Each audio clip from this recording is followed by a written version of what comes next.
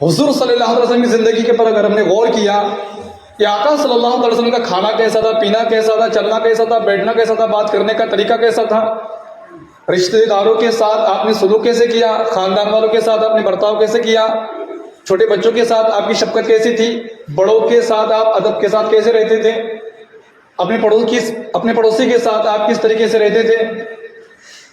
तो अगर हम इन बातों को अगर जाने, मगर हम ना इन बातों को जानना चाहते हैं, ना ही हम इस तरीके पर आना चाहते हैं। ना मालूम हमें क्या हो गया है कि हम कोई अगर मूवी देख ली, फिर उस मूवी में उसने क्या किया, उस फिल्म में उसने क्या किया है, गोया कि अगर जैसी कटिंग बनाएगा वैसे हम कटिंग बनाएंगे, वो जैसी दाढ़ी रखेगा वैसे हम दाढ़ी रखेंगे, वो जैसे कपड़े पहनेगा वैसे हम कपड़े पहनेंगे, वो अगर चूड़ियाँ पहनेगा तो हम भी चूड़ियाँ पहनेंगे, इसमें कोई झूठ नहीं है। मूवी में अगर जैसे कि वो फिल्म स्टार ने अगर चूड़ियाँ पहनी, देखना अगर कोई ऐसी मूवी अगर निकल गई कि भाई आज यानी ये इस फिल्म स्टार ने चूड़ियाँ पहनी है, तो बहुत से नौजवान फैशन बन जाएगा। वो ये नहीं देखेगा कि औरत जा, कहीं ऐसा ना हो कि वो कोई पूरा बुर्का की बुर्का पहन ले। मगर हुजूर अकरम सल्लल्लाहु अलैहि वसल्लम की जिंदगी कैसी थी कि हमें तलब होनी चाहिए, हमें शौक होना चाहिए कि हम किसके उम्मती हैं। हम उसके उम्मती हैं जो महराज पाक जा रहा था, रब की महराज के लिए जा रहा था, तो उनकी आंखों में आंसू थे। जिब्रील अमीन ने फरमाया, हुजूर आज तो मुस्कुराने का दिन है, आज तो जश्न मनाने का दिन है, आज तो खुशी का इजहार करने का दिन है, आपकी आंखों में आंसू। फरमाया, मुझे मेरी उम्मत की याद आ गई। सुभान अल्लाह, मुझे मेरी उम्मत की याद आ गई। अरे आज थोड़ी सी खुशी मिल जाए तो आदमी को खुदा को भूल जाता है। शादी है, आज खुशी का माहौल है, भूल गया शरीयत किसे कहते हैं, इस्लाम को भूल गया। वो तो एक तरीका है, वरना उसकी बिना शादी नहीं होगी। हजरत को बुलाना पड़ता है निकाह के लिए, तो चलो फिर हजरत को बुलाया जाए। हाँ, फिर इसीलिए कि निकाह के लिए तो हजरत की जरूरत पड़ेगी। मैं कहता हूँ मियाँ फिर इस वक्त में क्यों बुलाते हो, किसी और को बुला लिया करो, फिर कर लिया करो अपना अपना। दूसरी बातों में तो आप हमसे कुछ पूछते नहीं, राय तो नहीं लेते।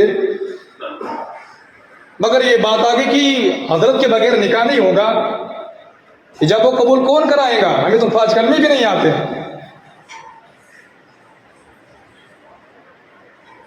और आज ऐसे लोग, देखिए मैं यहाँ की बात नहीं करता, मैं पूरी जनरल बात करता हूँ। और फिर इमाम की खामियां निकालते हैं, वो लोग निकालते हैं इमाम की खामियां कमियां, जो ना अपनी बेटी का निकाह पढ़ा सकते हैं, ना अपने बाप का नमाज जनाजा पढ़ा सकते हैं।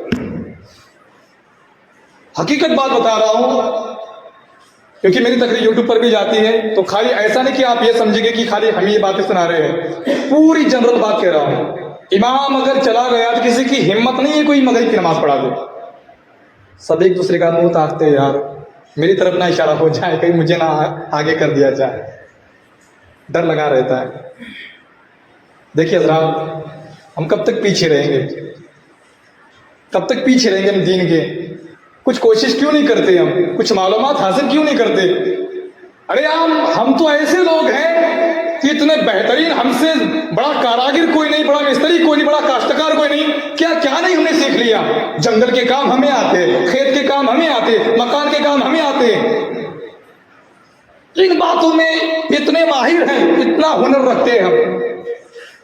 फिर आता नहीं तो फिर हमें कुरान नहीं आता, आता नहीं तो फिर हमें सही तरीके से नमाज नहीं आती, फिर आता नहीं तो फिर हमें मसले मसाइल याद नहीं है। बस फिर हजरत का दरवाज़ा खटखटाओ, और वो भी फिर मतलब के मसले मसाइल, ये जो मैं मसला पूछने आया हूँ, हजरत ने बस हाँ कहने को ही होना। अब अगर ना कह दिया तो फिर मैं नाराज हो जाऊंगा। यानी कि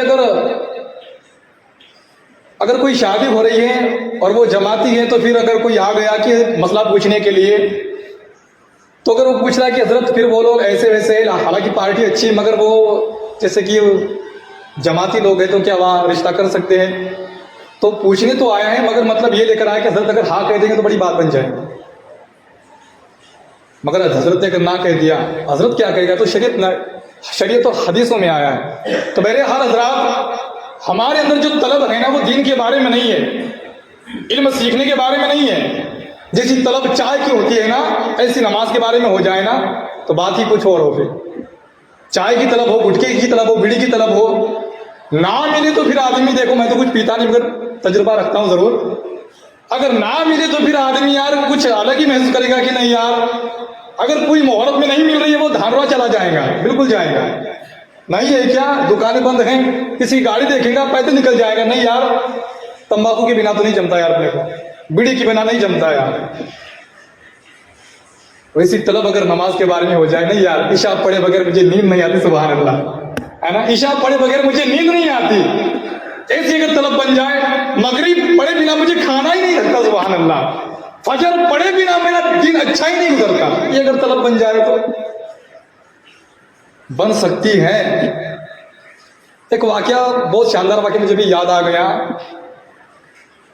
एक मुरीद था, अपने पीर के पास आ गया, फरमाया हजरत जी नबी अकरम सल्लल्लाहु अलैहि वसल्लम ख्वाब में आएंगे, ऐसा कोई वजीफा है कि मेरे ख्वाब में हुजूर अकरम सल्लल्लाहु अलैहि वसल्लम आ जाए, नूरानी चेहरा देखो, वद्दोहा वाला चेहरा देखो।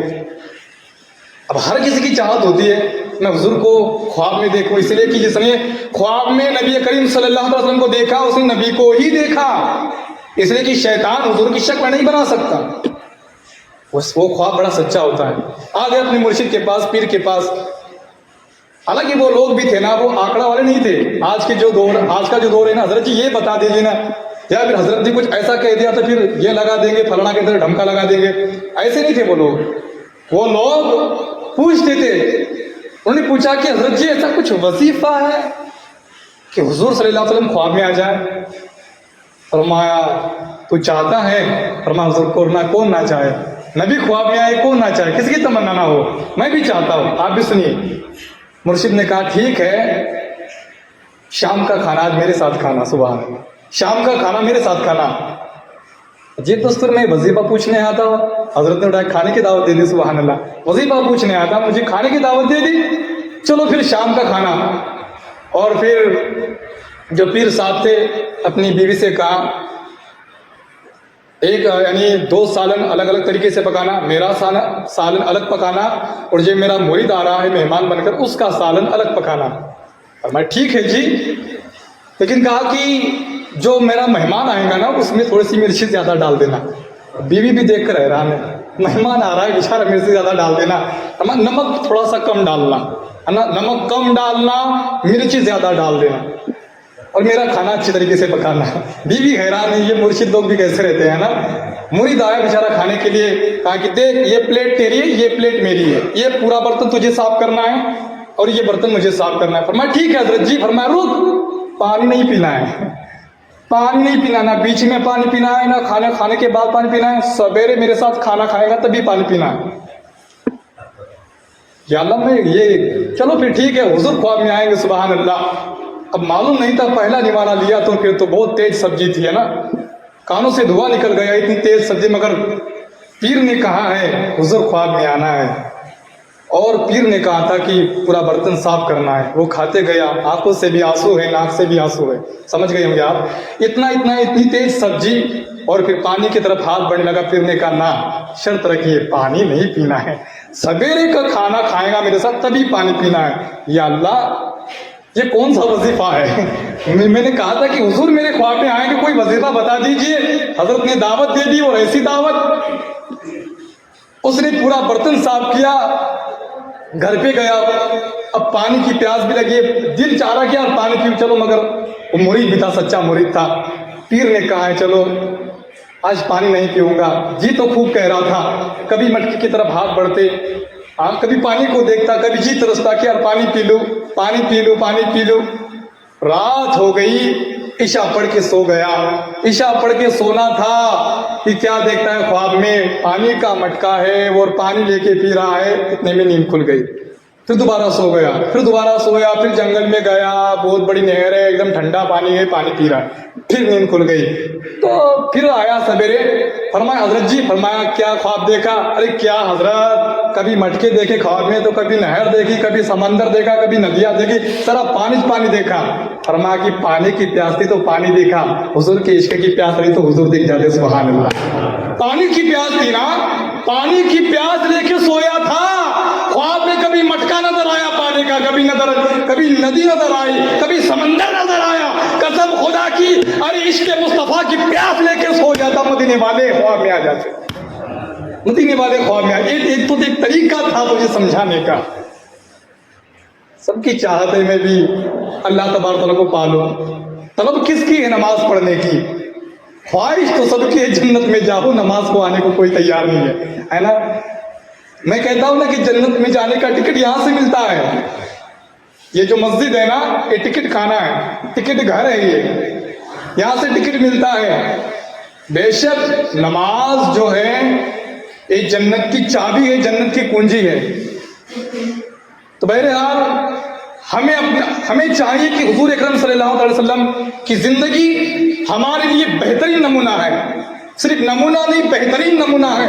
तो हम हुजूर अकरम सल्लल्लाहु अलैहि वसल्लम के नक्शे कदम पर चले।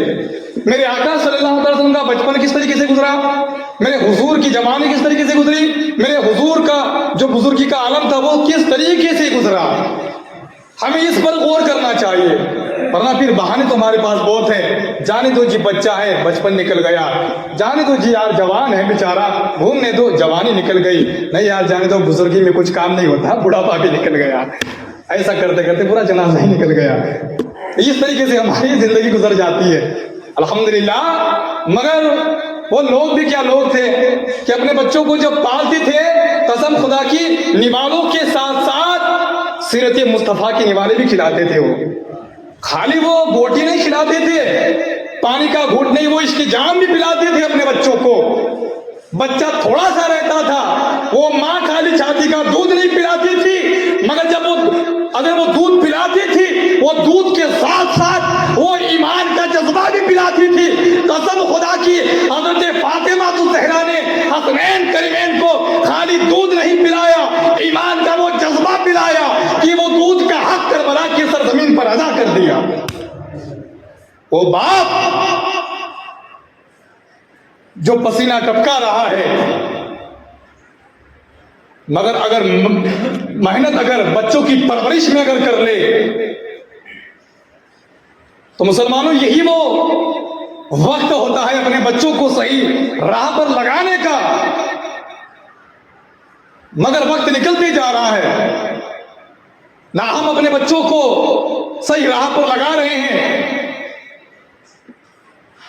हमें फिक्र होती है कि अगर स्कूल का टाइम कब है, स्कूल का वक्त कब है, बच्चे को उठाया जाता है, खूब अच्छी तरीके से तैयारी की जाती है। अरे मैं यार इसके खिलाफ नहीं हूं, भेजो यार, इल्म सीखना तो हमारे लिए जरूरी है।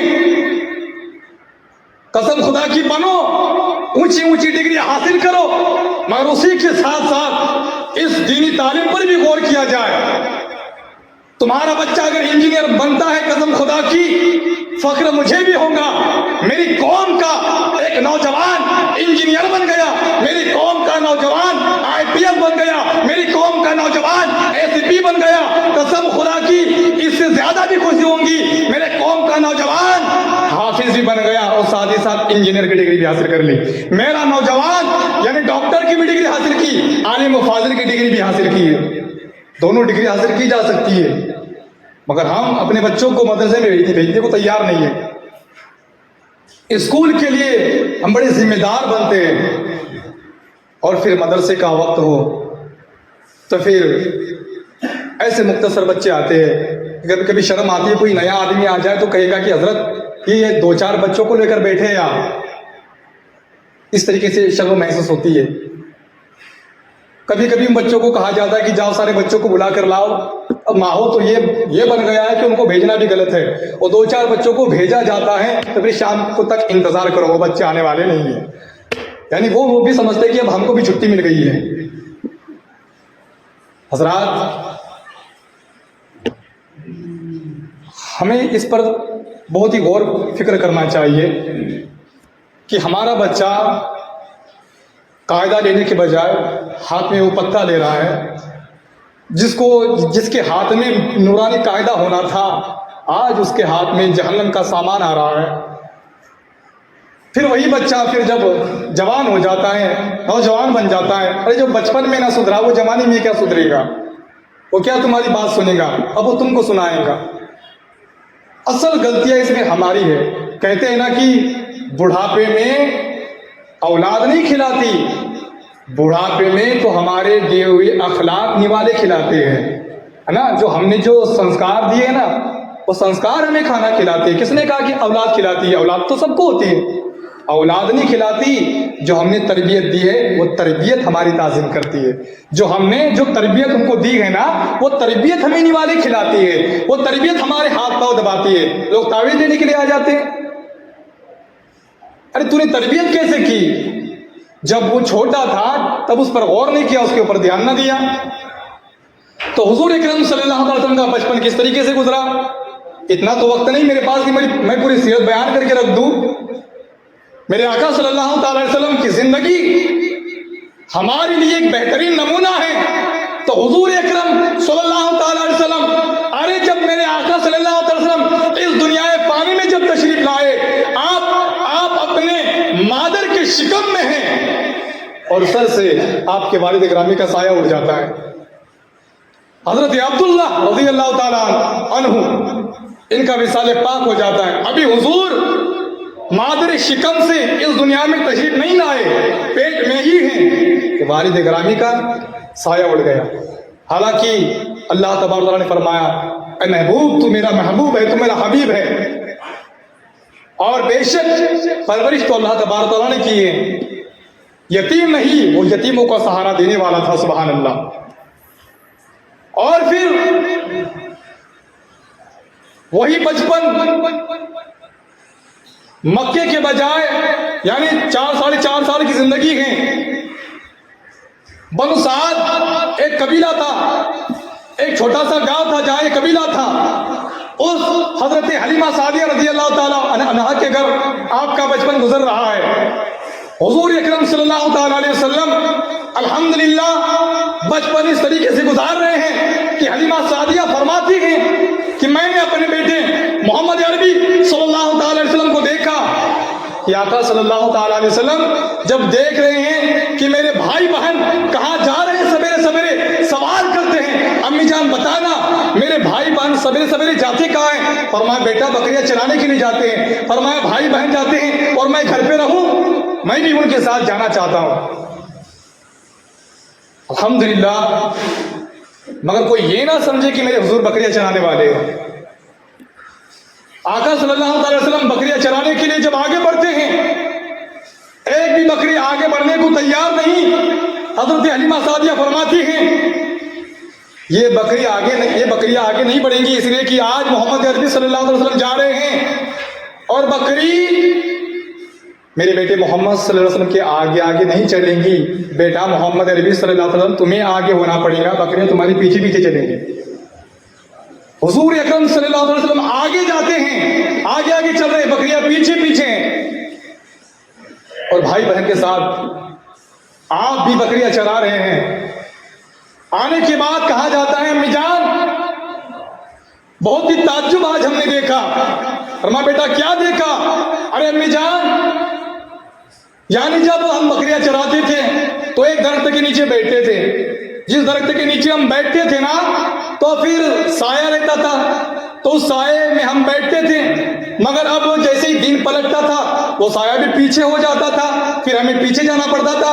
मगर सारे दिन भर हम वही रहे, साया वही के वही ठहरा रहा, साया वही के वही ठहरा रहा। मिजान पहले तो हमें पेड़ पर चढ़ना पड़ता था, यानी अगर बकरी अगर अपना मुंह अगर ऊंचा करती थी, अगर उसको यानी वो पेड़ की अगर जो डाली थी वो डाली तक अगर उसका मुंह नहीं जाता था तो फिर हम ऊपर चढ़ते थे, उस डाली को नीचे करते थे।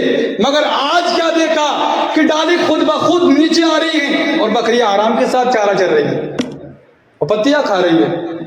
अम्मी जान,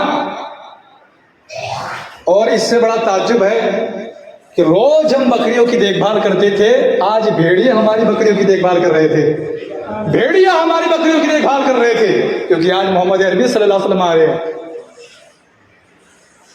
ये जब हम अपने घर में जब बातें करेंगे ना, वो बच्चा बड़ा खुश होता है। मोहम्मद अरबी ऐसे थे, सुभान अल्लाह, मेरे आका सल्लल्लाहु अलैहि वसल्लम ऐसे थे। तो फिर उसके जहन में ये सवाल जब पैदा होता है कि आका कैसे होंगे, जब हम थोड़ी सी बात बता देंगे वो बच्चे के दिल में उमंग पैदा होती है, अरे थोड़ा सा वाकया सुन लिया है, क्यों ना मैं इनकी पूरी जिंदगी को सुनूं। ये बच्चों के अंदर ख्वाहिश पैदा होती है। मगर तुमने उसको एपिसोड दिखाया किसी सीरियल का, तो फिर होता है कि वो एक एपिसोड देख लेता है, ख्वाहिश होती है कि नहीं अब तो रोज मैं एपिसोड देखूं। बच्चों की क्या हालत, अरे हर किसी की हालत हो जाती है। अब तो फिर जो औरतें होती है काम धंधे के लिए जाती है, अब उससे भी नमाज की बातें नहीं आती, वो भी फिर वही बातें बताती कि बहन कल सीरियल में क्या हुआ था, जरा ये हो गया था, मैंने कल की सीरियल नहीं देखी है, तो वो बेचारी पूरी की पूरी सीरियल बता देती है, तो फिर वो खुश होती है और इस तरीके से फिर वो काम धंधा करते हैं। एक सीरियल हमें अच्छी तरीके से याद हो जाती है, हुजूर की जिंदगी का एक वाकया हमें याद नहीं है। अगर एक वाकया अगर अपने बच्चों को अगर अच्छी तरीके से अगर ढंग से अगर सुना दिया ना, वो बच्चे के दिल में उमंग पैदा होंगी, वो कहेगा अम्मा आगे का वाकया, फरमा बेटा जुमा पढ़ने जा, हजरत बता देंगे सुभान अल्लाह। अम्मा आगे का वाकया, बेटा जलसे हो रहे हैं, जा जिलानी मियां आएंगे, कभी उनके मुंह से सुन लेना, कभी फखरुद्दीन मिसबाही साहब आएंगे, कभी उनके मुंह से सुन लेना।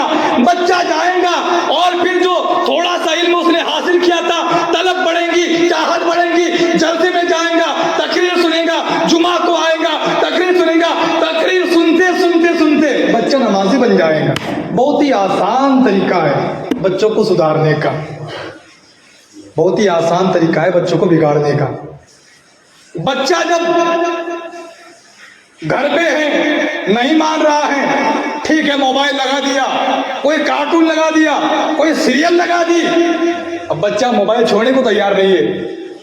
फोन आया, अब्बा मोबाइल मांग रहे हैं, अम्मा मोबाइल मांग रही है। बच्चा है कि अब वो इतना सीख गया है, इतना सीख गया है, ऊपर करते जा रहा है, कभी क्या देख रहा है, कभी क्या देख रहा है, खूब हंस रहा है, खूब कॉमेडी हो रही है। वो बच्चे के हाथ में वो मोबाइल पकड़ाया था, 1 साल के अंदर बाप से ज्यादा सीख लेता है। अब बाप को पता था, बाप कहता है कि यार अलार्म लगाना है, बेटा कहता है ठीक है मेरे पास दे दीजिए, कौन सी आपको यानी रिंगटोन कौन सी रखना है, क्या क्या रखना है, देखिए वो 1 साल में सारा मोबाइल सीख गया। फिर बड़ी खुशी होती है जब कोई आता है, अरे सब चला लेता है, पूरा व्हाट्सएप भी चला लेता है। कभी कभी तो ऐसा होता है कि ऐसे फोटो भी डाल देता है कि हमें भी पता नहीं चलता, वायरल हो जाते हैं। भाई व्हाट्सएप का जमाना है, बच्चा व्हाट्सएप चलाने लग गया, यानी फिर उसके ताल्लुकात बढ़ते जाते हैं। फिर अस्सलाम वालेकुम की जगह वो हाय भेजता है, यच आए, फिर रिप्लाई का जवाब हो, अगर रिप्लाई आ गया तो मानो उसको क्या यानी कौन सी डिग्री मिल जाती है कि वाह यार रिप्लाई मिल गया मुझे। मगर ये ताल्लुकात उसने कभी नमाज के जरिए से अपने रब से नहीं जोड़े। वो व्हाट्सएप, फेसबुक, ट्विटर वगैरह क्या क्या नहीं चलाने लग गया, और फिर बच्चा बिगड़ते बिगड़ते इस तरीके से बिगड़ जाता है कि माँ बाप फिर बस दंग रह जाते, देखते रह जाते। फिर वो ऐसी लाइन पकड़ लेता है, और फिर वो बाप जो चौराहे पर कभी कॉलर टाट करके जाता था, आज उसकी नजरें झुका के रख दी है। वो बाप कभी इज्जत के साथ घूमता था, उसका सीना चौड़ा था, आज बच्चों ने उसको नीचा दिखा दिया। कभी लड़की ने कौन सी हरकत कर डाली, कभी लड़की ने क्या हरकत कर डाली। वो बाप कभी फख्र से दूसरों को समझाता था कि यार मेरा बेटा देख ऐसा है, ये डिग्री हासिल कर ली है, वो हासिल कर लिया है। मगर आज वही बाप, तो मुसलमानों दौर बड़ा खतरनाक है। चाहते हो कि तुम्हारी नजरें ऊंची की ऊंची रहे, तुम्हारी कॉलर टाइट की टाइट रहे, तुम्हारा सीना चौड़ा की चौड़ा रहे, खूब ध्यान देना पड़ेगा। ये थोड़ी सी बातें अगर अपने जहन दिमाग में अगर उतार लो तो कसम खुदा की औलाद ही तो होती है कि बाप से जो सपना पूरा ना हुआ वो औलाद पूरी करती है, और वो औलाद ही होती है कि अपने माँ बाप को ऐसी मंजिलों तक पहुंचाती हैं कि लोग भी फख्र करते हैं कि देखिए इनका अब्बा है, ये इनका अब्बा है, ये इनका अब्बा है।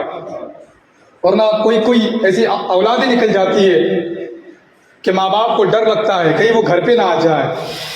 फिर कभी शराब की लत लग गई, कभी जुए की लत लग गई, आज वो खूब निकल रहा है जंगली रमी करके, बस कोई भी यूट्यूब लगा दो कि झट से वो ऐड आ गया। अब घर बैठे जुआ है, अभी कुछ करना नहीं है, मोबाइल लिया तुमने, जंगली रमी खेल रहे हो, चाहत तो थी खूब जीत जाऊंगा, सब हार के बैठ गया। हालांकि जीतता भी तो कोई फायदे का नहीं था, इसलिए कि 1000 रुपये आ रहा है, 1000 दिख रहा है, उसमें बरकत कितनी है ये तुम्हें नजर नहीं आ रहा है।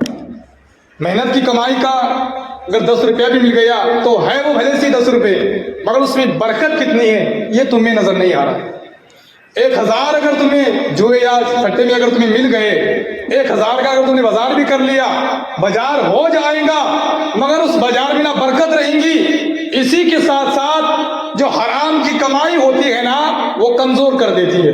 तो कहूँगा कि हजरत बहुत से हमने छठे वालों को देखा है, पत्ते वालों को देखा है, वो एकदम मस्त रहते हैं, फरमाए वो कमजोरी नहीं, वो ईमान उसका कमजोर हो जाता है। वो इतना कमजोर हो जाता है, उसकी परहेजगारी में कमजोरी आ जाती है, उसके ईमान में कमजोरी आ जाती है, उसके अकीदे में कमजोरी आ जाती है।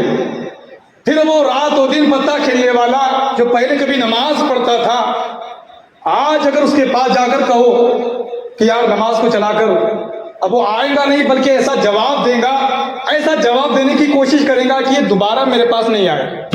वो कभी कभी उसका ये जवाब रहेगा कि बस तुझे क्या करना है, अपना काम देख, मैं अपना काम देखूंगा। यानी वो इस तरीके से जवाब देता है कि अब मैं जो हिदायत का दरवाजा खुला था ना, अब मैं इसे भी बंद कर रहा हूं। तो फिर सारे हिदायत के दरवाजे वो बंद करते करते करते चला जाता है। और वो जुआ खेलने वाला, वो शराब की लत पीने वाला, आखिरकार वही जाता है जहां नहीं जाना चाहिए, और फिर वो जहन्नम का ईंधन बनता है। तो बचाओ अपनी औलादों को जहन्नम की उस आग से, और खुद भी बचो। बहुत हल्का समझ लिया है हमने ये गुनाह, ये जहन्नम, ये अजाब, इसलिए कि शायद हम बार बार सुनते हैं, हजरत बार बार बताते हैं जहन्नम, अजाब, कुफ्र, जहन्नम, अजाब। तो अब ये लफ्ज भी जो है ना, ये बहुत ही हल्के महसूस होने लगे हैं। हाँ, कोई डिमांड नहीं दिया अभी हमने इनको, अजाब होगा, अजाब, जहन्नम, हाँ है जहन्नम, इतना हल्का समझ लिया। मगर हमारे हल्के समझने से वो जहन्नम हल्की नहीं हो जाएगी, हमारा हल्का गुमान करने से वो जहन्नम का अजाब हल्का नहीं हो जाएगा। आज अगर हमें अगर कोई मंजिल अगर हासिल करना थी तो हम नेक तरीके से करते तो इंशाअल्लाह वो मंजिल मिल जाती, उस मकसद तक हम पहुंच जाते।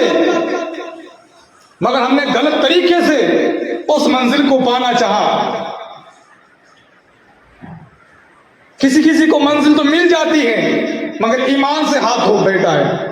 बहुत से ऐसे मैंने सर्विसदार देखे हैं, फिर ऐसी नौकरियां कर रहे हैं, कभी कोई त्योहार आ गया, गैरों का त्योहार आ गया, स्टेटस क्या रख दिया, ऐसा स्टेटस रखा कि कुफर से भी हाथ धो बैठा। तकलीफ होती यार कि ये आदमी जिसका नाम ये है, जो पीछे तड़बिया शेख लगाता है, इसका स्टेटस देखो तो ऐसा है। अल्लाह अकबर। हमारा जो इस्लामी त्योहार कब है, हजरत ने अगर ऐलान नहीं किया, अरे हजरत का काम था यार, इसलिए कि 11वीं की न्याज कब आने वाली है, कुंडों का त्योहार कब आने वाला है, हजरत का काम है बताने का। हजरत ने बताया नहीं, कम से कम ऐलान करने का काम था। बाकी सब त्योहार हमको मालूम, हमारे नहीं उनके। वो कब है, वो कितने दिन के बाद है, उसके बाद क्या आता है, फलाना कम है, अमास कब है, ढमका कम है, सब हमको मालूम। क्या मालूम नहीं, हजरत ने बताया ही नहीं। इस बारे में हमें हजरत का हम इंतजार करते हैं। कैलेंडर पे हिंदी निकल गई है, सब बातें निकल गई है। तो फिर ऐसी हरकतें करने पर वो जब उसके ऊपर कुफ्र का फतवा लग जाता है। अगर शादीशुदा अगर आदमी है तो उसकी बीवी उसके निकाह में से निकल गई, बहुत हल्की समझता है वो बात है। अगर उसने कुछ कुफ्र किया है ना, योर का अगर त्योहार उसने अगर मनाया है, तो जब उसकी शादी हुई है अच्छा समझ के मनाया, तो उसका अगर निकाह हुआ था तब उसकी बीवी, ऐसा नहीं कि खाली तलाक देने से तलाक होता है, अब उसने कुफ्र किया, उसकी बीवी निकाह में से निकल गई। अब उसको चाहिए था, मगर इल्म नहीं, उसको चाहिए था कि वो तजदीद निकाह करता। अब उस तजदीद निकाह तो वो करेगा नहीं, कभी नहीं करेगा। अब सारी जिंदगी भर वो अपनी बीवी से जिना करेगा। हराम काम करेगा, बदकारी करेगा। मेरे हुजूर ने फरमाया था क़यामत के करीब शौहर अपनी बीवी से जिना करेगा। सहाबा को ताज्जुब हुआ था, हुजूर शौहर अपनी बीवी से? फरमाया जब हाँ कोई कुफ्र यानी वो करेंगे, उनको मालूम नहीं रहेगा, उसको मालूम ही रहेगा तो वो तजदीद निकाह नहीं करेंगे। तो फिर वो ये गुमान रखता है कि मेरी बीवी है और फिर वो पराई औरत के साथ उससे मिलता है।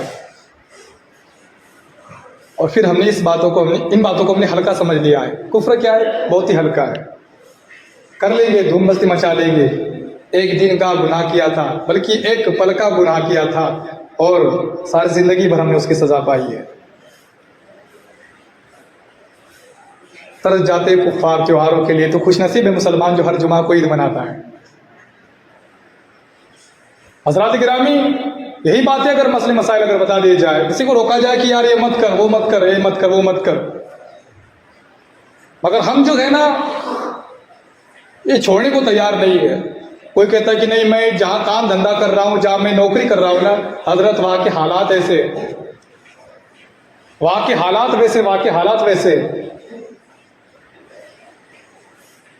तो पहली बात तो अगर किसी गैर के यहाँ अगर तुम नौकरी कर रहे तो नौकरी करना तो जायज़ है, मगर वाकई अगर ऐसा दबाव है कि नहीं तुझे करना ही पड़ेगा, तुझे कुफ्र करना ही पड़ेगा, हुज़ूर ताजुल शरअ ने फरमा दिया है कि वहाँ नौकरी करना हराम।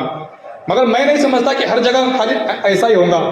कुछ लोग खाली बहाना बनाते हैं, क्योंकि जब मैं उनके स्टेटस देखता हूँ तो ऐसा महसूस होता कि उन्होंने कितनी खुशी के साथ रखा है। स्टेटस तो स्टेटस उनका जब वो व्हाट्सएप डीपी होता है, बहुत से लोगों को मैंने देखा, क्योंकि बहुत से नंबर मेरे पास भी सेव है। तो अल्लाह अकबर, इन लोगों तक यार इस्लाम कैसे पहुंचाया जाए? या ना ये ना मस्जिद में आने को तैयार है, आते भी है तो जुमा की नमाज को आते हैं, कभी कभी आते तो फिर लेट आते हैं, कोई कोई तकरीर सुनते भी है तो कुछ गौर नहीं करते। कभी कभी मैंने 2-4 लोगों से गुफ्तगू की जो इल्म वाले थे कि यार लोगों ने कुफ्र भी एक हल्का लफ्ज समझ लिया है। अगर बताता हूं भी कि यार कुफ्र है, उनको कुछ एहसास ही नहीं होता। अब मौत ही है जो इनको जगाएंगे, एक मौत ही है जो इनकी आंखें खोलेंगी। अब जब उस वक्त आंखें खुलेंगी तो आंखें जब खुलेंगी तो उनके सामने जहन्नम होगा। जब मौत उनको जगाएंगी, उनकी आंखें खुलेंगी, उनके सामने अज़ाब ही अज़ाब होगा। और जो कुफ्र कर लिया तो कभी ऐसी उम्मीद अगर वो करता है कि नहीं मेरे हुजूर सल्लल्लाहु अलैहि वसल्लम रहमतुल्लिल आलमीन है, वो रहमो करम फरमाएंगे, मैंने बहुत तकरीर सुनी है, वो इतने रहमतुल्लिल आलमीन है, एक न एक बार मैं जन्नत में जाऊंगा। मियां काफिर कहा है कसम कुरान पाक की, कभी जन्नत में नहीं जाओगे अगर कुफ्र की मौत मरे हो, हमेशा हमेशा के लिए जहन्नम में। भूल ही जाना, ये दिमाग में से निकाल ही देना कि कभी मुझे जन्नत मिलेगी। हजारों चेहलम बना दिए, कुरान खानी अगर कितनी भी मर्तबा हुई तो कुछ फायदा नहीं है, कसम खुदा की खा के कह रहा हूं। इतना भयानक लफ्ज़ है ये कुफ्र। तो आज इतना भयानक माहौल है कि आदमी अगर अपने दीन से अगर आधा इंच भी अगर हटता है तो ना जाने वो कब बर्बाद हो जाएगा। तो हमें तो चाहिए था, कुरान पाक ने हमें कहा था या अय्युहल्लज़ीना आमनू फिस्सिल्मि काफ़ा, ईमान वालों इस्लाम में पूरे पूरे दाखिल हो जाओ। नहीं जी हजरत आरक्षण चला जाएगा, तुम तो कह रहे पूरी पूरी दाखिल हो जाओ, आरक्षण चला जाएगा ना फिर हमारा सहूलत कहाँ मिलेंगी फिर हमें। अल्लाह अकबर, आप आरक्षण को जन्नत के बराबर लेके जा रहे हैं। आपने इस्लाम और आरक्षण को एक साथ रख दिया।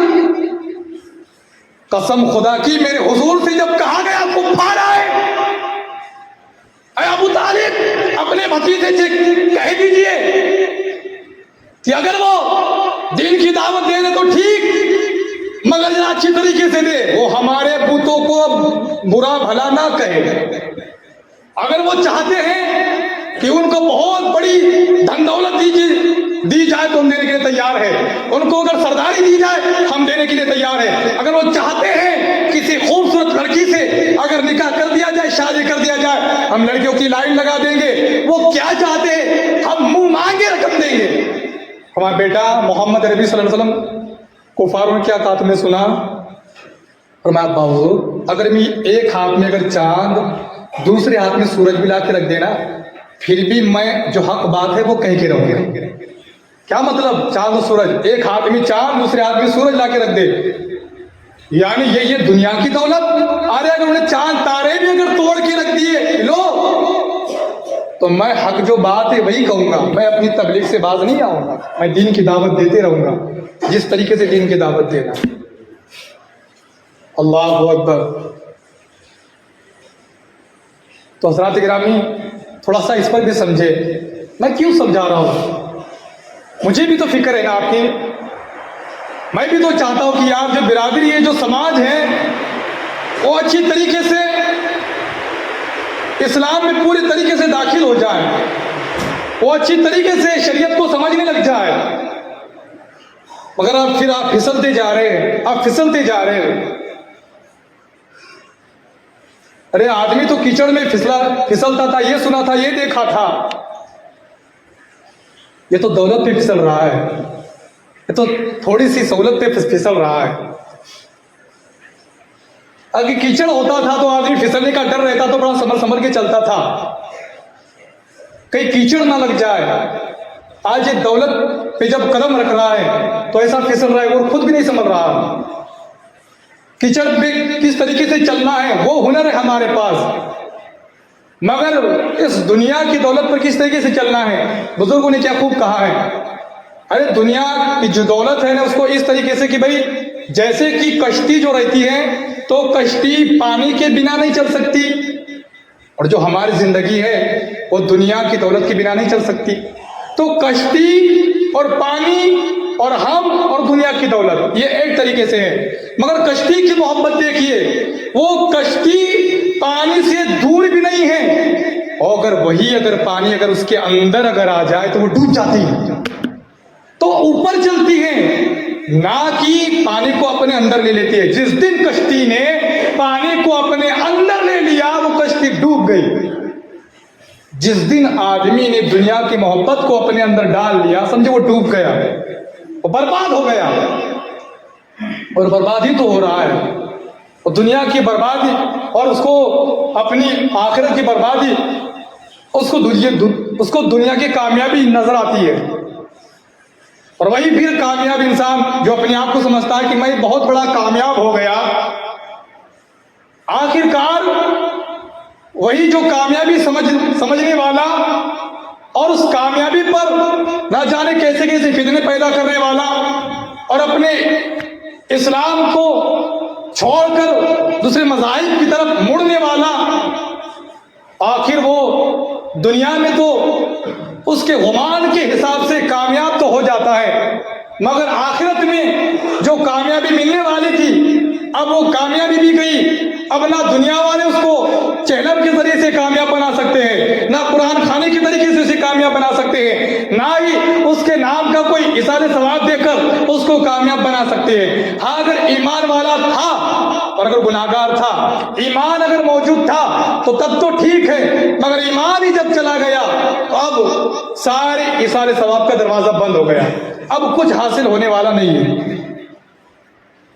तो हमें चाहिए था हम इस्लाम की पूरी जानकारी हासिल करते, फिर इस्लाम के तरीके को अपनाते, फिर अपने घर में एक अच्छा माहौल बनाते, अपने बच्चों को समझाते कि नहीं बेटा ये जायज़ नहीं है, ये ठीक नहीं है, और उनको सख्ती के साथ हम रोकते। जिस तरीके से शरीयत ने कहा है उस तरीके से उनको रोका जाता, बच्चों को कहा जाता। और फिर हम कहते कि नहीं ये हमारे बाप दादाओं से चलते आ रहा है, बाप दादाओं को क्यों बदनाम करते हैं, उन्होंने धर्म छोड़ दिया, तुमसे परंपरा नहीं छूटती, धर्म छोड़ दिया। बहुत बड़ी बात है उनके लिए, तब बड़े लाजवाब लोग थे वो, है ना। कहते ना कि भाई राजपूत थे, जो कुछ भी थे, मगर छोड़ दिया उन्होंने। अरे जो हमारे पूर्वज इतने ताकतवर थे कि जिन्होंने धर्म छोड़ दिया, कभी मुड़ के नहीं देखा फिर दोबारा उस तरफ जा रहे हैं। हाँ, बस कम इल्मी की वजह से उनको मालूमात नहीं थी, कलमा तो पढ़ लिया था, कलमे का तर्जुमा नहीं जानते थे, नबी का नाम तो ले रहे थे, कुछ मालूमात नहीं थी, बिस्मिल्लाह याद था, उस पर ईमान अकीदा बिठा लिया था। अंडा फोड़ते थे तो बिस्मिल्लाह बोलते थे, चपाती डालते तो बिस्मिल्लाह बोलते थे, घर का काम करते तो बिस्मिल्लाह बोलते थे। वारे तुम्हारे पर्दे पर ये खवातीन, मैंने सुना है अपने दादा दादी से कि कसम खुदा की, अरे उस वक्त पर्दा इस तरीके से होता था कि सामने कौन गया, वो दादी इस तरीके से घूंघट डालती थी कि वो सामने वाला चेहरा नहीं देख पाता था कि कौन बैठी है।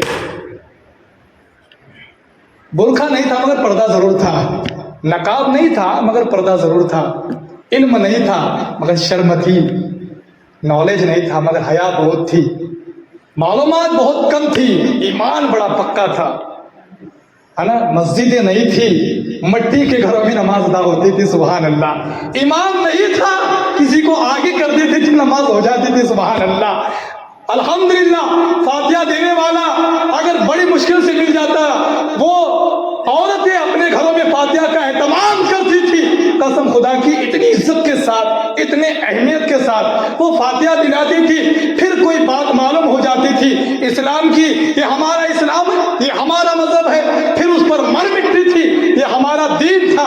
और फिर तरीके करते गए, चलो मस्जिद बनाएंगे, खून पसीना एक कर दिया, गरीब थे, मजदूर थे, कभी 100 रुपए रोज से काम धंधे के लिए जाते थे, कोई आता था, अरे यार मस्जिद बनाना है, 1000 रुपए देना है, चलो यार तैयार हो, 10 दिन की मजदूरी मैंने कुर्बान कर दी, मैंने इस दिन की मजदूरी कुर्बान कर दी, खूब मेहनत होती थी, मजदूरी भी देते थे, खूब ईटा उठाते थे, खूब मिस्त्री बन जाते थे, मस्जिद तामीर होती थी, ये उनका काम था। तुमने क्या किया?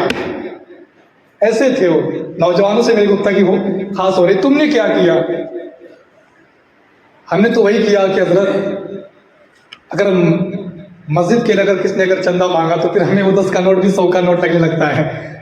बुरा मत मानिएगा, मैं सबकी बात नहीं कर रहा हूँ, मगर मैं कह रहा हूँ कि तकरीर जनरल होती है ना, वो जो 10 का नोट फिर हम देखते कि ये नहीं यार, ये तो शायद 100 का नोट दिख रहा है ना, 100 का नोट तो यार नहीं, यार 100 का नोट डालूंगा तो फिर नेट का बैलेंस कैसे आएगा मेरे पास, डाटा कैसे डालूंगा फिर, है ना, डाटा डालूंगा तो फिर मोबाइल छोड़ने को तैयार नहीं है नौजवान, है ना। अल्लाह अकबर, यानी मोबाइल तो यानी एक जिंदगी बन गया है उसकी। यानी वो कहा जाता था कि भाई आदमी को जीने के लिए क्या क्या जरूरी है, आज तो मोबाइल यानी सबका रिकॉर्ड तोड़ दिया है। अगर मोबाइल नहीं तो फिर वो आदमी नहीं, मोबाइल तो यार होना चाहिए। और फिर ऐसा मोबाइल नहीं भले सी उसको कुछ आता ना हो, मगर 20-25 हज़ार का मोबाइल तो होना कम से कम, कहीं तो सही। किसी ने अगर निकाला तो फिर वो दिखाने को ना कि यार इतनी रेंज है, ऐसा टावर है, फलाना ढमका है, क्या क्या है। और फिर मोबाइल लिया तो यार बड़ी हिफाजत, यार उसके लिए कवर होना, क्या क्या नहीं होना, ये होना, बड़ी बड़ी हिफाजत। मोबाइल की इतनी हिफाजत करता है, खुद की भी नहीं करता इतनी हिफाजत। यानी मोबाइल के लिए उसने कवर तो लाया कि नहीं यार, वो कवर उसकी हिफाजत है, अगर ऊपर से अगर नीचे गिरता है तो वो फूटेगा नहीं। कभी अपनी घर की औरतों को कवर पहनाया है बुर्का कि नहीं यार, अगर वो बाहर जाती है तो फिर कोई देखेगा नहीं। मोबाइल के लिए कवर लेके आ गए, नहीं जी अच्छा दिखाइए, इससे और अच्छा दिखाइए, 1 2 3 4 दुकानें चेंज कर दी, उससे अच्छा दिखाइए, कम से कम एक नकाब लेके आ जाता अपने घर पे। नहीं यार मगर लोग क्या कहेंगे, हमें तो शर्म आती है ना, हमें शर्म आती है, हमें तो वो साड़ी पसंद है। हाँ भले सी भी देखिए, अब मैं क्या अल्फाज में बोलूँ, है ना, मेरी जबान खामोश है यहाँ पर, मैं कौन से अल्फाज में अपनी जबान से निकालूँ और मैं क्या कहूँ, आप खुद समझदार है। तो बहरहाल हमें शर्म आती है कि नहीं यार नकाब लेकर आ जाओ, और मेरी बीवी नकाब पहनेगी, मेरी बहन नकाब पहनेगी। मियाँ बात नकाब की नहीं, मैं ये कहना चाहता हूँ, बल्कि शरीयत ये कह रही है कि उसको अच्छी तरीके से, जो उसका बदन है उसको ढांप दो, उसका चेहरा नहीं दिखना चाहिए। मगर नहीं, अगर औरतें भी अगर सुन रही है तो फिर सुन ले,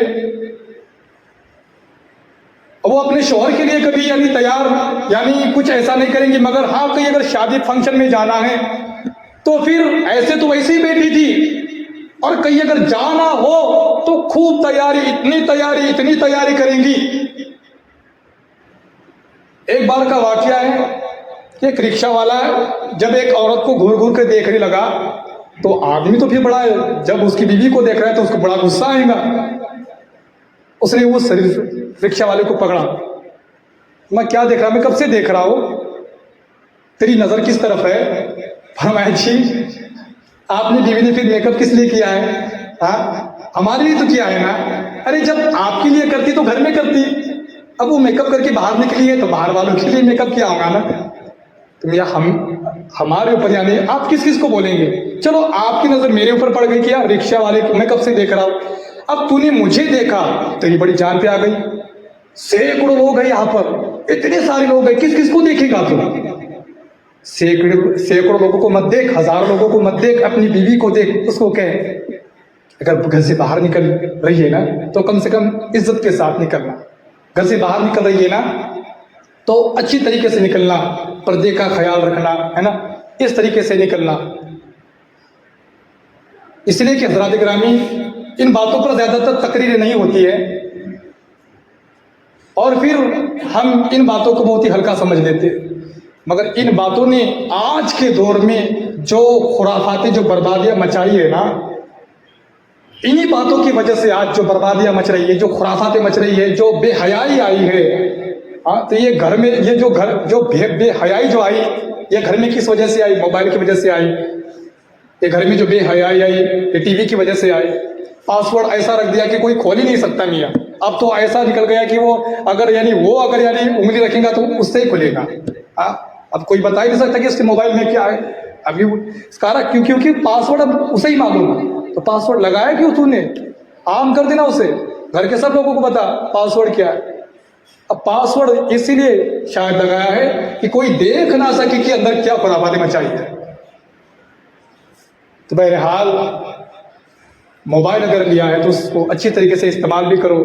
अगर जिंदगी जी रहे हो अगर, तो मुसलमानों इस जिंदगी को इस तरीके से जियो जिस तरीके से मेरे आका सल्लल्लाहु अलैहि वसल्लम ने जिंदगी को जिया है। तो इंशाल्लाह मैं मोबाइल यूट्यूब पर यानी हुजूर अकरम सल्लल्लाहु अलैहि वसल्लम की सीरत मुबारक जो है पूरी कोशिश करके उसको हिंदी उर्दू के बजाय मैं तड़वी भाषा में अब मैं जारी कर रहा हूँ कि एक एक पार्ट रहेगा जो 2-3 दिन के अंदर वो आधा घंटे की या फिर 20-20 मिनट की वो रहेंगे। तो आपको भी सुनते जाना है। देखिए मैं इतनी कोशिश कर रहा हूँ, मैं भी रह सकता हूँ यार, मिल रही पगार, खाऊंगा घर बैठे, डबे आ रहे हैं अभी तो, लेकिन इतना दिमाग इतना तान देना कि कभी ये करना, कभी वो करना, कभी ये कर रहा हूँ, कभी वो कर रहा हूँ, कभी फलाना, कभी ये हिंदी उर्दू की तकरीर को उन किताबों को तड़वी भाषा में लेना ये भी बहुत मुश्किल काम है। कौन सा लफ्ज़ इस्तेमाल करना है कभी पता नहीं चलता। तो कम से कम इतनी अगर अल्लाह की तौफीक से अगर मेहनत कर रहा हूँ तो तुम्हें खाली ये करना है कि उन तकरीरों को भी सुनना है और फिर सुनकर उसको अमल में ज़रूर लाना है कि मेरे आका सल्लल्लाहु अलैहि वसल्लम की ज़िंदगी किस तरीके से गुजरी है। बराए मेहरबानी अगर इस तरीके से अगर हमने ज़िंदगी जी, मुसलमानों कसम खुदा की जो हम सब की जो कोशिश है और ख्वाहिश है कि हमारा समाज भी इस्लाम में पूरी तरीके से दाखिल हो जाए, तो इंशाल्लाह फिर वो दिन दूर नहीं है। आप ही लोग हो, आप ही समाज हो, आप ही कौम हो, आप ही के हाथ